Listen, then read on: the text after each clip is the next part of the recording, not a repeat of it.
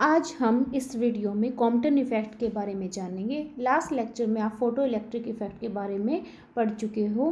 Photo electric effect से हमें क्या पता चल रहा था? इलेक्ट्रोमैग्नेटिक रेडिएशन के पार्टिकल नेचर के बारे में हमें पता लग रहा था।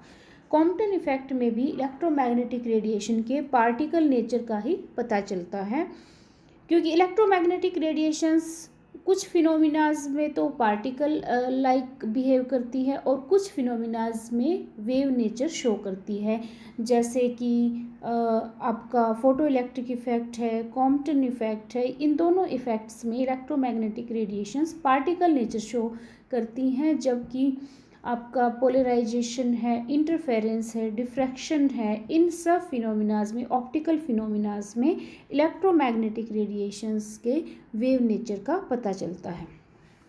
तो देखते हैं कि कॉम्पटन इफ़ेक्ट है क्या। कॉम्पटन इफ़ेक्ट को ऑब्ज़र्व किया था A.H. कॉम्पटन, साइंटिस्ट का नाम है, ऑर्थर हॉली कॉम्पटन। 1923 में इन्होंने ऑब्ज़र्व किया था। क्या ऑब्ज़र्व किया कि जब किसी हाई फ्रीक्वेंसी की मोनोक्रोमेटिक रेडिएशन को, मोनोक्रोमेटिक मीन सिंगल वेवलेंथ की रेडिएशन को, उसकी हाई फ्रीक्वेंसी होनी चाहिए। अगर उसको स्कैटर किया जाए किसी सब्सटेंस से जिसका लो एटॉमिक नंबर हो, जैसे कि कार्बन, तो जो स्कैटर्ड रेडिएशन है उसकी फ्रीक्वेंसी कम पाई गई as compare to incident radiation. जो रेडिएशन इंसिडेंट की थी, स्कैटर होने के बाद उसकी फ्रीक्वेंसी कम हो गई और उसकी वेवलेंथ ज़्यादा पाई गई। और इस काम के लिए, इस डिस्कवरी के लिए A.H. कॉम्पटन को 1927 में नोबेल प्राइज़ भी मिला था। तो देखते हैं कि कॉम्पटन इफ़ेक्ट है क्या। इसको हम इस डायग्राम की हेल्प से समझ सकते हैं। इसमें मान लो ये इंसिडेंट फोटोन है और यहाँ पर एक इलेक्ट्रॉन शो किया गया है। This is free electron. इसमें हम कॉम्पटन इफ़ेक्ट को जब स्टडी करते हैं तो जो स्कैटरर है, जिस सब्सटेंस पे आप फोटोन को फॉल करोगे, इलेक्ट्रोमैग्नेटिक रेडिएशन को फॉल करोगे, उस इलेक्ट्रोमैग्नेटिक रेडिएशन की एनर्जी, हमने कहा कि हाई फ्रीक्वेंसी रेडिएशन वो होनी चाहिए। और जो इलेक्ट्रॉन होगा स्कैटरर का, मीन्स जैसे मान लो हमने कोई ब्लॉक लिया है, उसमें बहुत सारे एटम्स होंगे, एटम्स के अंदर क्या होंगे, इलेक्ट्रॉन्स भी होंगे।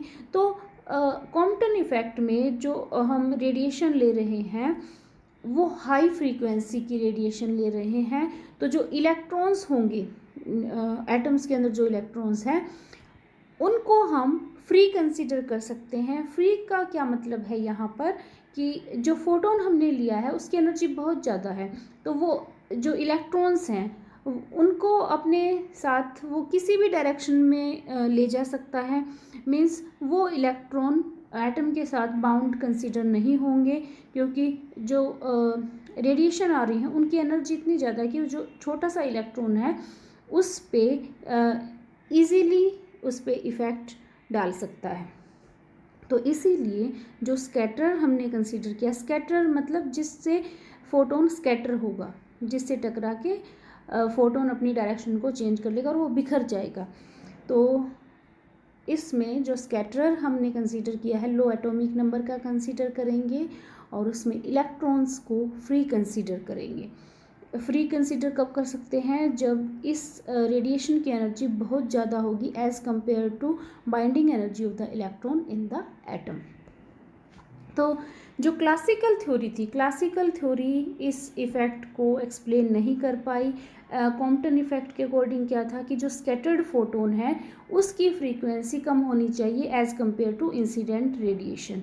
मान लो यहाँ पर इंसिडेंट रेडिएशन है h², और जो एक्सपेरिमेंटली ऑब्जर्व किया गया, तो एक्सपेरिमेंटली जो रिजल्ट आया, तो जो फ्रीक्वेंसी थी आउट गोइंग रेडिएशन की, स्कैटर्ड फोटोन की, वो कम पाई गई as compare to the incident photon. लेकिन क्लासिकल थ्योरी क्या कहती है? अकॉर्डिंग टू क्लासिकल थ्योरी, जो इलेक्ट्रिक फील्ड है इंसिडेंट इलेक्ट्रोमैग्नेटिक वेव का, वो इलेक्ट्रोमैग्नेटिक रेडिएशन क्या होती है, जिसमें इलेक्ट्रिक फील्ड और मैग्नेटिक फील्ड होते हैं perpendicular to each other and also perpendicular to the direction of propagation.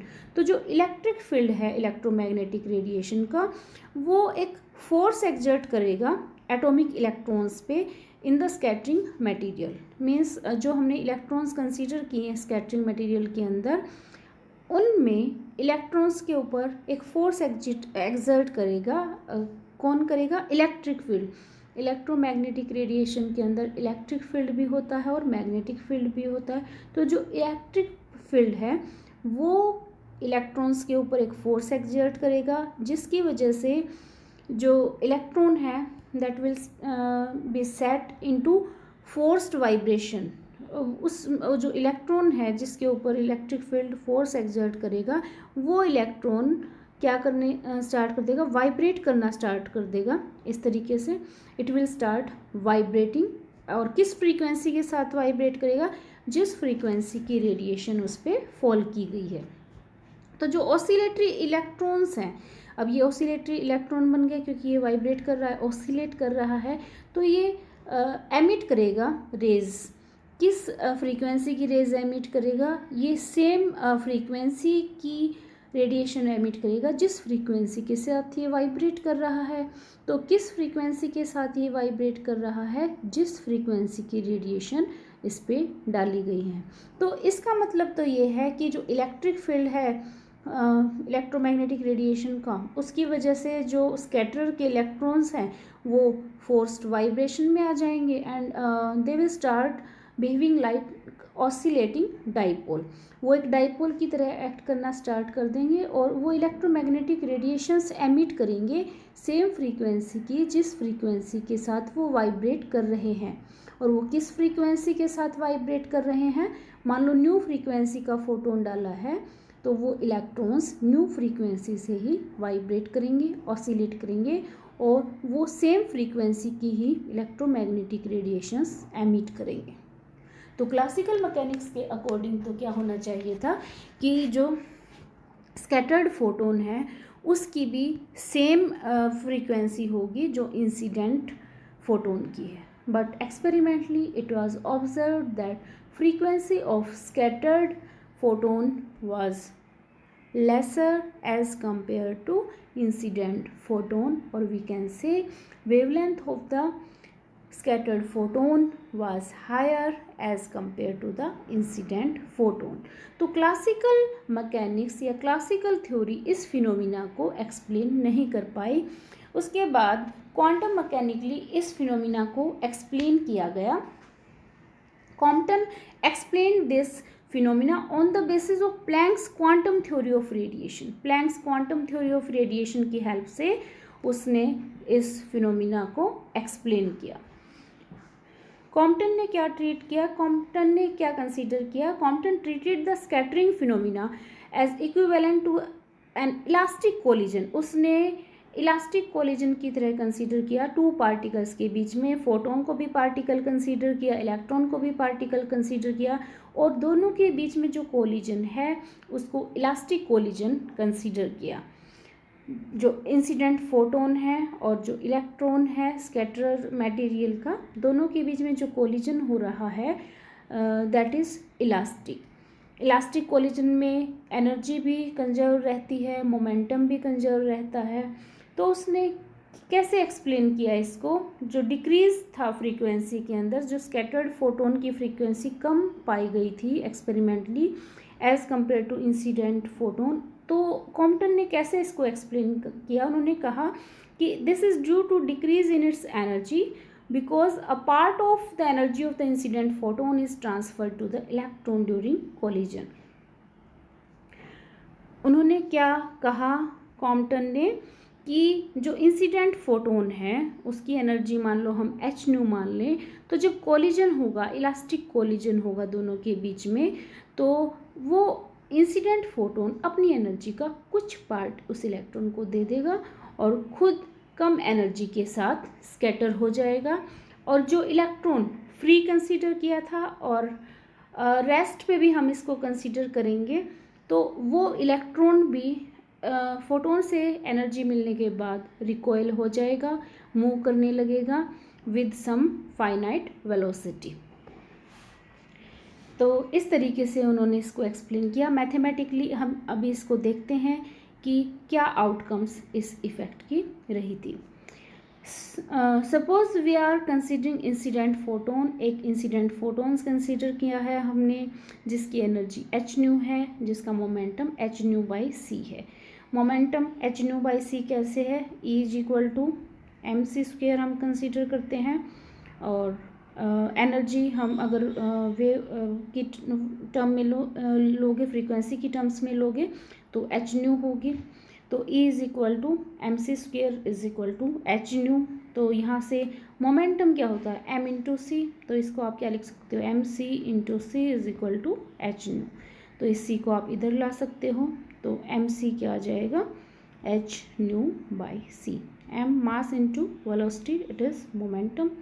तो हमने क्या सपोज कर लिया कि जो इंसिडेंट फोटोन है उसकी एनर्जी एच न्यू है, उसका momentum h nu by c है। इलेक्ट्रॉन को हमने फ्री कंसीडर किया है और रेस्ट पे कंसीडर किया है, तो उसकी जो रेस्ट मास एनर्जी है वो क्या हो जाएगी, एम नॉट सी स्क्वायर। जो कोलिजन है उस कोलिजन को रिलेटिविस्टिक कंसीडर किया है, क्योंकि electromagnetic radiation is moving with the speed of light. इस स्पीड के साथ जैसे ही फोटोन आएगा, इलेक्ट्रॉन रेस्ट पे है उसकी, क्योंकि हमने इस कोलिजन को कैसा कंसिडर किया है, रिलेटिविस्टिक माना है, तो इलेक्ट्रॉन की रेस्ट मास एनर्जी कितनी हो जाएगी, am not C square.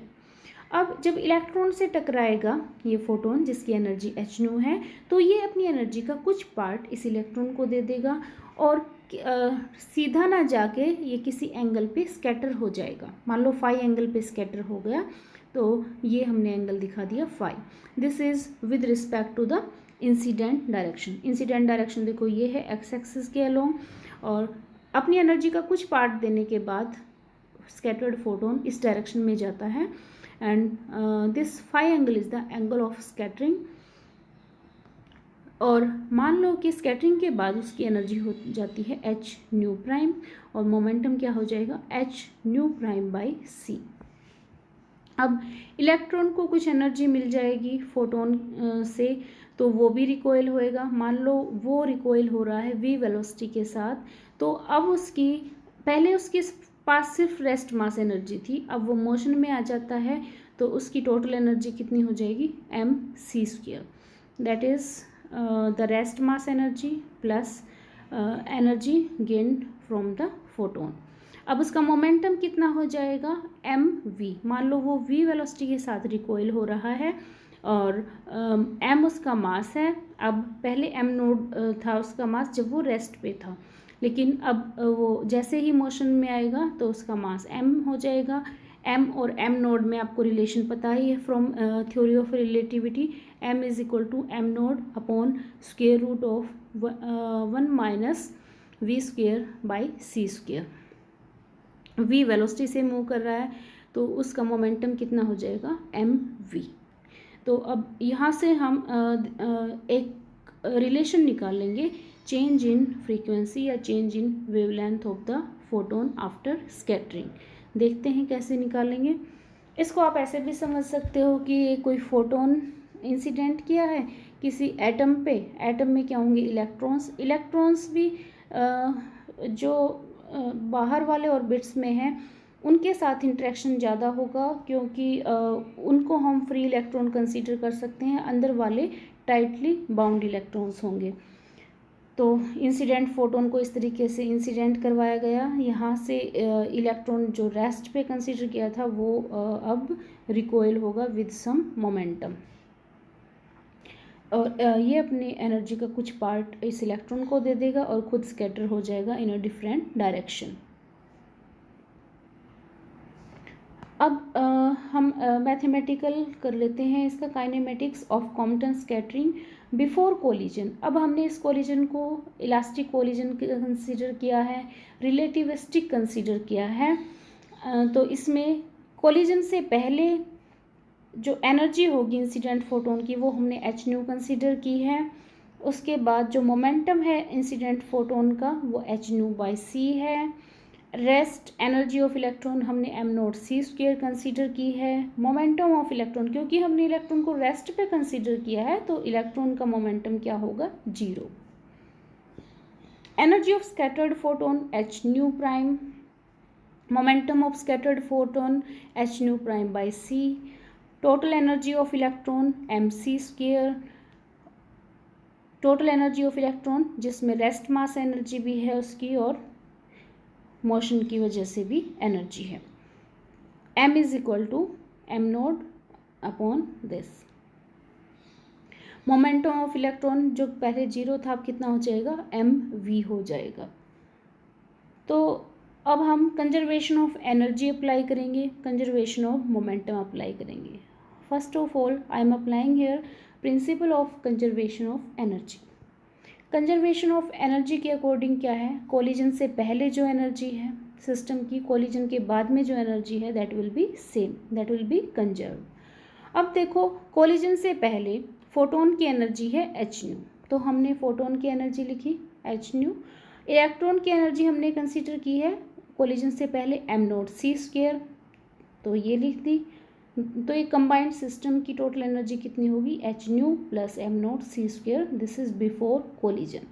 After collision देखो h nu', this is of photon and mc² is the energy of electron. So we have applied the principle of conservation of energy. अब हम conservation of momentum लगाते हैं।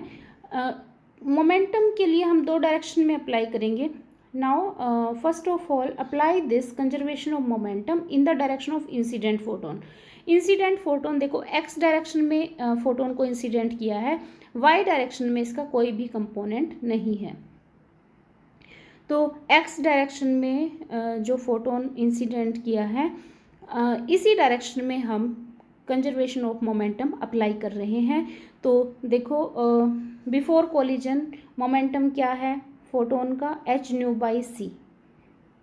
h nu/c is momentum of photon along x axis, क्योंकि electron rest पे है तो उसका momentum तो 0 ही है। आफ्टर कोलिजन देखो इंसिडेंट डायरेक्शन में हम देख रहे हैं, इस डायरेक्शन में x एक्सिस के अलोंग। अब देखो आफ्टर कोलिजन जो फोटोन है उसका मोमेंटम है h nu'/c, लेकिन हम इस x एक्सिस के अलोंग देख रहे हैं तो ये क्या हो जाएगा h nu'/c, और ये वाला कंपोनेंट कौन सा होगा बेटा, cos phi, क्योंकि ये वाला एंगल फाई है। तो x एक्सिस के along this will be h nu'/c cos phi। ये momentum of photon in the direction of incident photon, उसका कंपोनेंट हो जाएगा। अब इलेक्ट्रॉन रिकॉइल हो रहा है इस डायरेक्शन में, उसका मोमेंटम है mv। अब इसका भी मोमेंटम हमने देखना है x डायरेक्शन के अलोंग ही, तो इसका क्या हो जाएगा mv cos theta, theta is this angle. तो बिफोर कोलिजन आफ्टर कोलिजन हमने law of conservation of momentum लगाया in the direction of incident photon, तो हमें ये वाला रिलेशन मिला। अब हम परपेंडिकुलर डायरेक्शन में भी अप्लाई करेंगे इसको। अब देखो जब आपने फोटोन डाला ही x एक्सिस के अलोंग है तो उसका मोमेंटम y एक्सिस के अलोंग जब कोई मोशन ही नहीं है तो उसका मोमेंटम भी क्या होगा, 0। तो y एक्सिस के अलोंग मोमेंटम को हम 0 कंसीडर कर लेंगे। इलेक्ट्रॉन का मोमेंटम तो ऑलरेडी 0 है क्योंकि वो तो है ही रेस्ट पे। तो बिफोर कोलिजन परपेंडिकुलर डायरेक्शन में मोमेंटम क्या हो जाएगा, 0। अब आफ्टर कोलिजन देखते हैं। आफ्टर कोलिजन देखो जो फोटोन है उसका मोमेंटम क्या, h nu'/c। इस डायरेक्शन में तो हमने बताया था कि h nu'/c cos phi हो जाएगा। परपेंडिकुलर डायरेक्शन ये हो गई, परपेंडिकुलर डायरेक्शन में बताओ क्या हो जाएगा, h nu'/c, ये cos phi था तो ये क्या हो जाएगा, sin phi। तो h nu'/c sin phi minus, अब ये माइनस कहाँ से आया है, जो इलेक्ट्रॉन है उसका देखो x एक्सिस के अलोंग तो क्या कंपोनेंट था, mv cos थीटा। अब y एक्सिस के अलोंग क्योंकि ये नेगेटिव नीचे की तरफ है तो ये क्या आ जाएगा, -mv sin थीटा। तो ये आपका बिफोर कोलिजन था, ये आफ्टर कोलिजन मोमेंटम है। ये बिफोर कोलिजन, ये after collision. This was in the direction of incident photon and this is in the direction of perpendicular to the direction of incident photon। अब